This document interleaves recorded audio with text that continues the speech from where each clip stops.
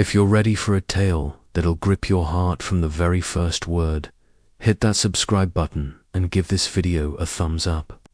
Because what I'm about to tell you happened in the dusty town of Salvation Creek, Arizona Territory, in the year 1884.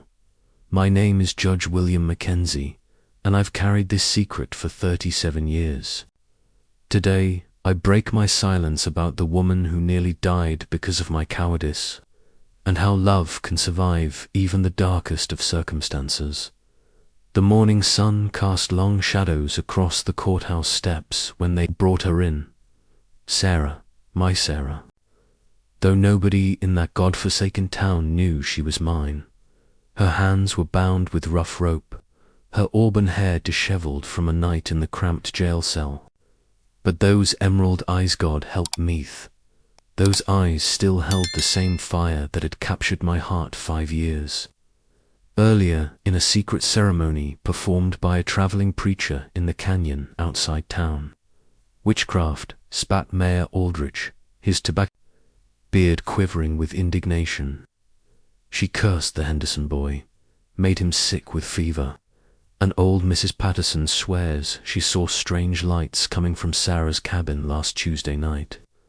The crowd murmured their agreement, fear and superstition, thick in the desert air.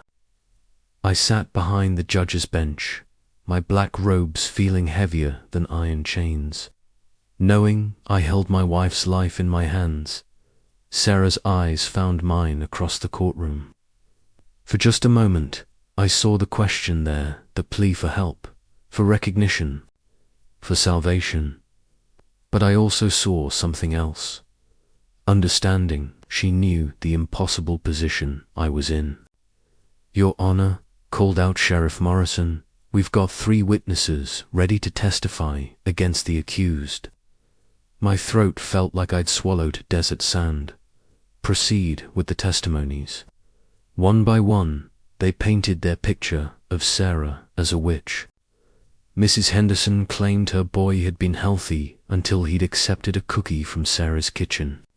The fever started that very night.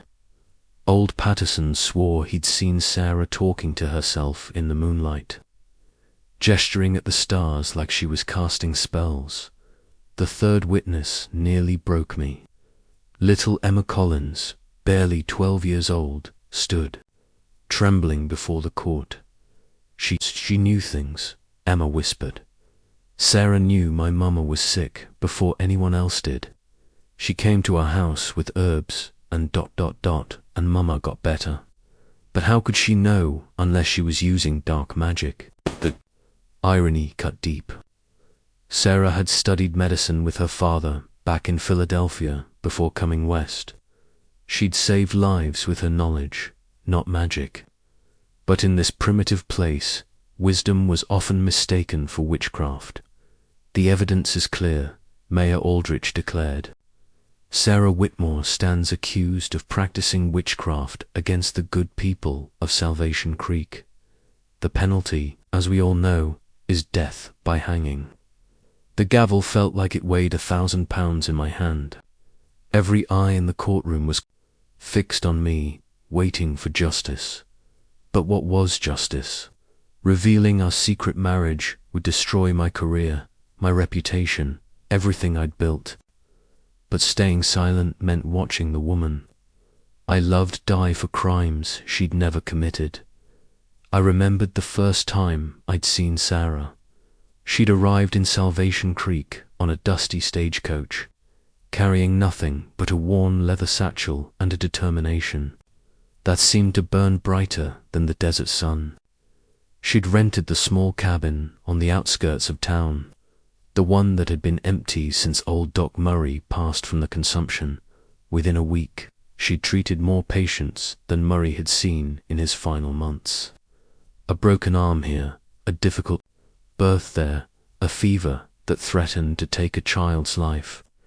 Each success only made the town's suspicion grow deeper. "This court will recess until tomorrow morning," I announced, my voice barely steady. "The defendant will remain in custody until sentencing." As the crowd dispersed, I caught Sarah's eye one last time. She nodded slightly, as if to say she understood, but I saw the tear that rolled down her cheek as they led her away. Sheriff Morrison lingered after the others had gone. "Judge," he said quietly, "I've known you for 8 years. Never seen you hesitate like this before. Some decisions require more consideration than others, Sheriff, maybe so. But some decisions require more courage than consideration." He tipped his hat and walked away, leaving me alone with my conscience and my terrible secret. That night, I sat alone in my study, staring at the marriage certificate hidden in my desk drawer. Sarah Whitmore had become Sarah Mackenzie in a ceremony by moonlight, witnessed only by God and the desert stars. We'd kept our marriage secret for good reason. I'd been appointed judge by the territorial governor, a position that came with scrutiny and expectations. Sarah was an independent woman who ran her own business, selling remedies and helping with difficult births. In 1884, such a woman was viewed with suspicion, especially when she possessed knowledge that most folks couldn't understand. Our love had bloomed slowly. She'd come to town 3 years after my appointment, setting up a small practice as a healer. When the town's only doctor died of consumption, Sarah had stepped in to fill the void. She'd delivered babies, set broken bones, and nursed the sick back to health. But her methods were unconventional. She used herbs instead of harsh chemicals, spoke gently to patients instead of barking orders, and worst of all, she charged fair prices that didn't bankrupt families. The established order didn't appreciate her disruption. I'd first met her when she treated my housekeeper's pneumonia. Mrs. Chen had been near death when Sarah arrived at my door, her leather satchel full of mysterious remedies. Within 3 days, Mrs. Chen was sitting up and asking for soup. "How did you know what to do?" I'd ask Sarah as she prepared to leave. "My father was a doctor in Philadelphia. He taught me that the body wants to heal itself. We just need to give it the right conditions." Her smile had been radiant in the lamplight. Sometimes the old ways work better than the new ones. Over the following months, I'd found excuses to visit her cabin. Officially, I was checking on her integration into the community. Unofficially, I was falling deeper in love with her intelligence, her compassion, and her courage. Sarah's cabin sat at the base of red rock cliffs, surrounded by desert wildflowers that seemed to bloom more vibrantly near her home. She'd planted a small garden where she grew medicinal herbs, each one carefully tended and harvested at the optimal time. The local Apache women had taught her which plants grew best in the harsh climate, and she'd learnt to read the desert like a book. "The desert isn't cruel," she'd told me one evening as we walked among her plants. "It's just honest. It doesn't pretend to be something it's not. Everything here has adapted to survive with very little water, very little comfort, but look how beautiful it is." That was Sarah finding beauty in harsh places, hope in desperate situations, healing in the midst of suffering. The night I'd proposed, we'd been sitting on her porch, watching the sunset paint the desert in shades of gold and crimson. "Sarah," I'd said, "I know this is complicated. My position, your work, William," she'd interrupted, placing her hand over mine. "I love you, not Judge Mackenzie, not the man with the black robes and the gavel. I love William, the man who reads poetry by candlelight and who cries when he thinks no one's looking." We'd been married 2 weeks later, but we'd agreed to keep it secret until the political climate improved. I'd been a fool to think we could wait indefinitely. The traveling preacher who'd performed our ceremony had been a kind man named Reverend Jackson. He'd agreed to marry us in secret, understanding the delicate nature of our situation.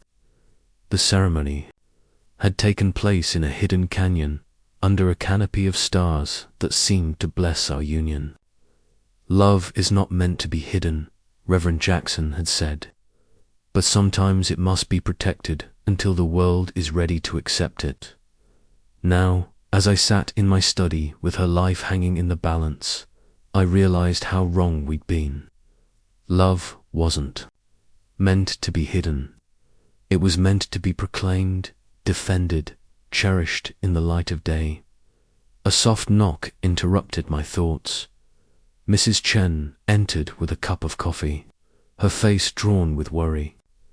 "Judge Mackenzie," she said quietly, "everyone knows you're a fair man, but sometimes being fair isn't enough. Sometimes you have to be brave." She left without another word, but her message was clear. She'd seen Sarah coming and going from my house at odd hours. She'd noticed the way Sarah's face lit up when she spoke about me, the way I mentioned Sarah's name more often than proper. Mrs. Chen had been with me for 10 years, ever since I'd first been appointed to the bench. She'd watched me struggle with loneliness, seen me bury myself in law books and legal precedents to avoid facing the emptiness of my personal life. When Sarah had entered my world, Mrs. Chen had been the first to notice the change. "A good woman changes everything," she'd told me once. Not knowing how prophetic her words would prove to be, I pulled out paper and pen, beginning to write my resignation letter. If revealing our marriage would save Sarah's life, then my career was a small price to pay. But even as I wrote, I knew it might not be enough. The town was hungry for blood, and admitting I'd been secretly married to the accused, which might only fuel their anger. The clock on my mantel chimed midnight. In less than 10 hours, I'd have to render a verdict that would determine whether my wife lived or died. I walked to the window and gazed out at the desert night. Somewhere out there, in the direction of Sarah's cabin, coyotes were howling. The sound seemed to echo my own anguish, a wild cry of pain and desperation that pierced the darkness. The courthouse was packed the next morning. Word had spread that Judge Mackenzie would deliver his verdict on the witch, and folks had come from neighboring towns to witness what they expected to be a hanging.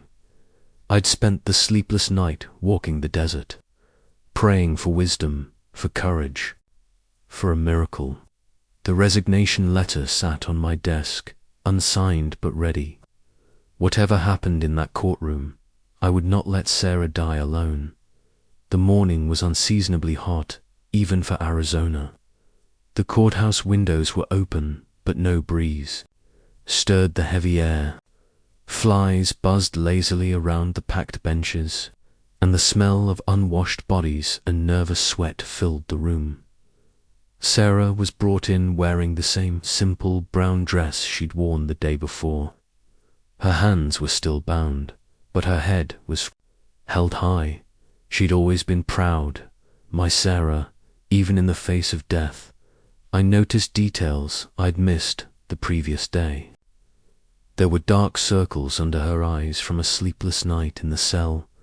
Her wrists were raw from the rope bindings, but her spine was straight, her gaze steady. She looked like a woman ready to face whatever fate awaited her. "This court is now in session," I announced, my voice carrying across the packed room. "Before I render my verdict, I wish to address the nature of the charges against the defendant." The crowd leaned forward, hungry for drama. They thought they were about to witness justice. Instead, they were about to witness a man choose love over everything else he'd ever worked for. The testimony presented yesterday speaks of unexplained healing, of knowledge beyond what is normal for a woman of Mrs. Whitmore's station. The prosecution would have us believe that such abilities can only come from dark magic. I paused, letting my eyes find Sarah's. She was watching me with a mixture of fear and hope, and I saw her lips form a silent "I love you." "However," I continued, "this court has a responsibility to examine evidence, not superstition. Mrs. Whitmore, would you please tell us where you acquired your medical knowledge?" Sarah's attorney, a nervous young man named Phillips, objected. "Your Honor, the defendant has not been called to testify. The defendant has the right to speak in her own defense," I said firmly. "Mrs. Whitmore," Sarah stood, her chains rattling. "Your Honor, my father was Dr. Edmund Whitmore of Philadelphia. He graduated from the University of Pennsylvania Medical School in 1847. I assisted him in his practice for 15 years before coming west. Everything I know about healing, I learned from him and from medical texts." A murmur ran through the crowd. This was the first time anyone had heard Sarah's full story. "Dr. Whitmore was a pioneer in the field of herbal medicine," Sarah continued, her voice growing stronger. "He believed that nature provided remedies for most ailments, if we only knew how to use them. He taught me to read medical journals, to understand anatomy and physiology, to recognize symptoms and their causes." "And why did you come west?" I asked. "My father died of cholera in 1879. I had no family left in Philadelphia, and I'd heard that frontier towns were in desperate need of medical care. I wanted to help people, to use the knowledge my father had given me to save lives. And the herbs you use in your treatments?" I asked. Many were documented by my father during his correspondence with frontier doctors. Others I learned from local Indian women who have been using these remedies for generations. There is no magic involved, only knowledge. Old Mrs. Patterson stood up from the gallery. "But what about the lights? I seen strange lights coming from her cabin." "Mrs. Patterson," I said, "can you describe these lights?" "They were ... They were yellow and flickering, like fire, but not fire." "Could they have been oil lamps?" I suggested. "Mrs. Whitmore, do you work late into the night?" Sarah nodded. "I often prepare medications in the evening. I boil herbs, mix tinctures, prepare poultices for the next day's patients. The work requires good light, so I keep several oil lamps burning." The crowd was growing restless. This wasn't the dramatic confession they'd expected. "Knowledge that has saved lives," I said, my voice growing stronger. "Mrs. Patterson, did Sarah's treatment cure your grandson's broken arm?" The old woman shifted uncomfortably. "Well, yes. But Mr. Henderson, did Sarah's remedies help your wife through her difficult labor last spring?" Henderson nodded reluctantly. "But that don't mean what it means," I said, standing from my chair. "Is that this woman has dedicated her life to helping others. She has committed no crime except possessing knowledge that threatens those who profit from others' suffering." Thought of the town's previous doctor, who'd charged exorbitant fees and often let patients suffer rather than reduce his prices. I thought of the traveling medicine shows that sold worthless tonics at premium prices. Sarah's crime wasn't witchcraft. It was providing effective, affordable healthcare to people who'd been exploited by others. "But there's something else this court must consider," I continued, my heart pounding. "Something that makes this proceeding not just unjust, but illegal." I reached into my robes and withdrew the marriage certificate. Sarah's eyes widened as she realized what I was about to do. "This document, signed and witnessed 2 years ago, proves that Sarah Whitmore is my wife, Sarah Mackenzie, and under territorial law, a wife cannot be compelled to testify against her husband, nor can she be tried for crimes without her husband's consent." The courthouse erupted.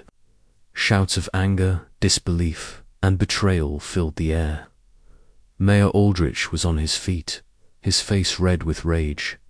"This is impossible," he shouted. "You've been lying to us all. This whole trial is a sham. The only sham," I replied, "is the charge of witchcraft against a woman whose only crime is being educated and compassionate." I brought my gavel down hard, demanding order. "This court finds the defendant not guilty of all charges. Case dismissed." The crowd exploded into chaos. Some were shouting for my head, others demanding that Sarah be hanged anyway. Sheriff Morrison and his deputies moved to surround Sarah, protecting her from the angry mob. "You can't do this," Mayor Aldrich screamed. "We won't stand for this corruption." "Then take it up with the territorial government," I replied. This court has made its ruling based on law, not hysteria. The aftermath was swift and brutal. Within an hour, a mob had gathered outside the courthouse. They wanted blood, Sarah's blood, my blood, anyone's blood, to satisfy their thirst for justice perverted into vengeance. Sheriff Morrison, bless his soul, helped us escape through the back door. He'd loaded his wagon with supplies and had our horses waiting. "Judge," he said quietly, "you did the right thing, but this town won't see it that way. You need to get her out of here, tonight." The streets of Salvation Creek had never seemed more hostile.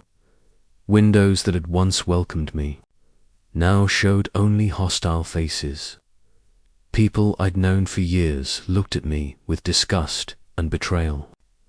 The barbershop where I'd gotten my weekly shave, the general store where I'd bought my supplies, the restaurant where I'd taken my meals, all of it was now forbidden territory.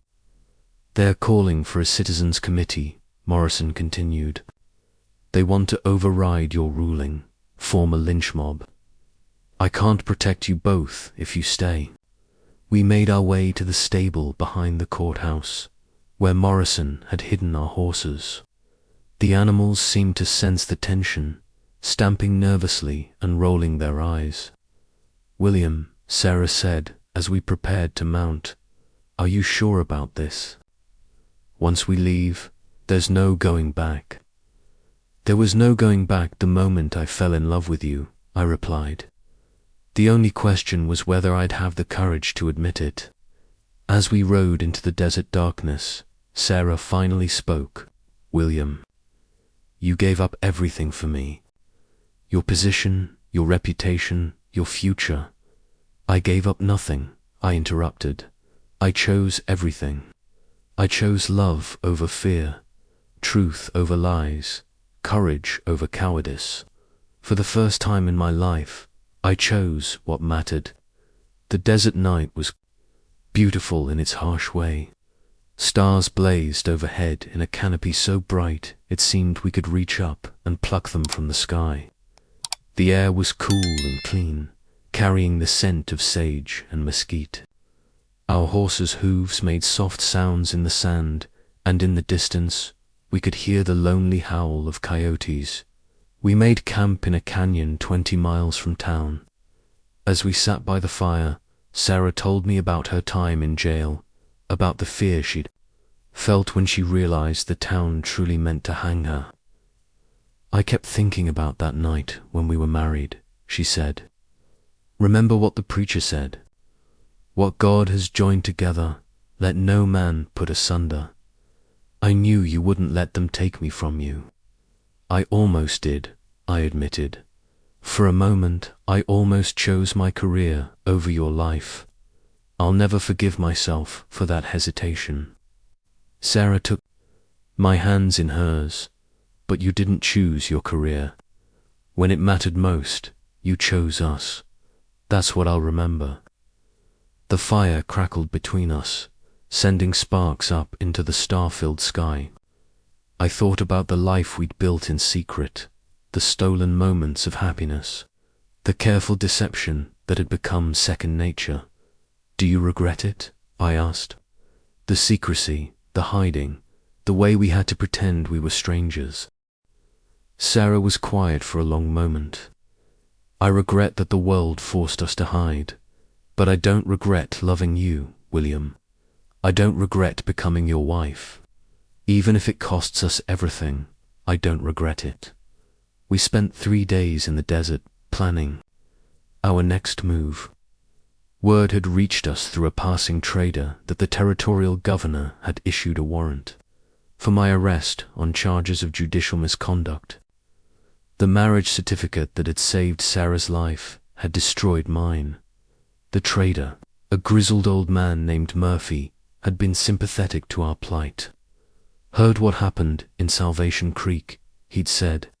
Shame when a town lets fear override justice. But you did right, Judge. Sometimes doing right costs more than a man expects to pay. Murphy had brought us news from the outside world. The territorial capital was in turmoil over our case. Some politicians were calling for my impeachment. Others were defending my actions. The newspapers were having a field day with the story of the judge and the witch. They're calling it the trial of the century, Murphy had said. Got folks talking from here to California about witchcraft and justice and the rights of women. Some are saying you're a hero, others are saying you're a fool. But as we sat under the star-filled sky, I realized I felt freer than I had in years. No more secrets, no more hiding, no more pretending that my love for Sarah was something to be ashamed of. Where do we go from here? Sarah asked. California, I said. I hear they need doctors in San Francisco. Real doctors, not hanging judges. Sarah smiled. And what will you do? You're not exactly trained for anything besides law. I'll learn, I said. Maybe I'll become a teacher or a journalist. Maybe I'll write about frontier justice and the dangers of ignorance masquerading as righteousness. The idea had been forming in my mind during our desert exile. I'd seen how fear and superstition could corrupt justice, how good people could be turned into a mob by charismatic leaders who played on their prejudices. Someone needed to tell that story, to warn others about the dangers of abandoning reason for revenge. I think you'd make a good writer, Sarah said. You have a way with words, and you understand people. You understand what drives them to do terrible things in the name of righteousness. We reached the railroad in Phoenix 5 days later. The town was bigger than Salvation Creek, more cosmopolitan, with people from all over the world passing through on their way to California. We felt anonymous there. Just another couple heading west to start a new life. As we waited for the westbound train, I thought about the town we'd left behind. Salvation Creek would probably find a new judge, one more willing to bend to popular opinion. They'd probably tell stories about the corrupt judge who'd been in league with the witch. But I knew the truth. Love had triumphed over fear, knowledge over superstition, courage over cowardice, and sometimes that has to be enough. The train whistle sounded in the distance. Sarah squeezed my hand. No regrets, she asked. Only one, I said. I regret that it took the threat of losing you to make me find the courage to choose what was right. As the train pulled away from the station, carrying us toward a new life, I watched the desert landscape roll past the window. The red rocks, an endless sky that had been our home for so many years, gradually gave way to different terrain, different possibilities. Somewhere behind us, in a town called Salvation Creek, they were probably still telling stories about the judge and the witch. Let them talk. Sarah and I had found something more precious than reputation or position. We'd found each other, and we'd found the courage to fight for love in a world that too often chooses hate. The train journey to California took 3 days. We shared a small compartment, finally able to be husband and wife in public. Other passengers assumed we were newlyweds, and in a way, we were. We were starting our marriage all over again, this time without secrets, without shame, without fear. Sarah spent the journey reading medical journals she'd purchased in Phoenix. Even in exile, she couldn't stop learning, couldn't stop preparing. To help others. I watched her study, marveling at the intelligence that had first drawn me to her, the compassion that had made me fall in love with her. "What are you thinking about?" she asked, noticing my stare. "I'm thinking about how lucky I am," I said. "How lucky we are. We have each other, we have our health, we have our whole lives ahead of us, and we have the truth," Sarah added. "For the first time since we met, we don't have to hide who we are." San Francisco welcomed us with open arms. The city was booming, full of people from all over the world, all seeking their fortune or their freedom. Sarah quickly established a medical practice, and I found work as a journalist for the San Francisco Chronicle. My first article was about our experience in Salvation Creek. I wrote about the trial, about the dangers of mass hysteria, about the importance of protecting the innocent from the mob. The article caused a sensation, sparking debates about justice, women's rights, and the proper role of emotion in legal proceedings. "You've started something," Sarah said, as we read the letters pouring in from readers. "People are talking about these issues, thinking about them. Maybe some good will come from what we went through." That's our story. 37 years later, I still wake up every morning grateful for the day I chose love over everything else. Sarah continued practicing medicine until she was 70, saving countless lives with her knowledge and compassion. I became a successful journalist and eventually wrote a book about our experience, which is still read in law schools today. We had 3 children, all of whom grew up knowing the truth about their parents' courage and their mother's innocence. They became doctors, teachers, and lawyers, carrying forward the values we'd fought so hard to protect. Sometimes people ask me if I regret leaving the bench, if I miss the power and prestige of being a judge. I tell them that real power isn't the ability to condemn or acquit. Real power is the courage to stand up for what's right, even when it costs you everything, because, in the end, that's what makes us human, not the positions we hold or the power we wield, but the courage to love despite the cost. Sarah and I found that courage in a desert courtroom, and it changed everything.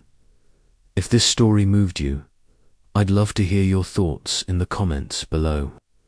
Don't forget to subscribe for more tales from the American frontier, and give this video a thumbs up if you believe love can conquer even the darkest circumstances.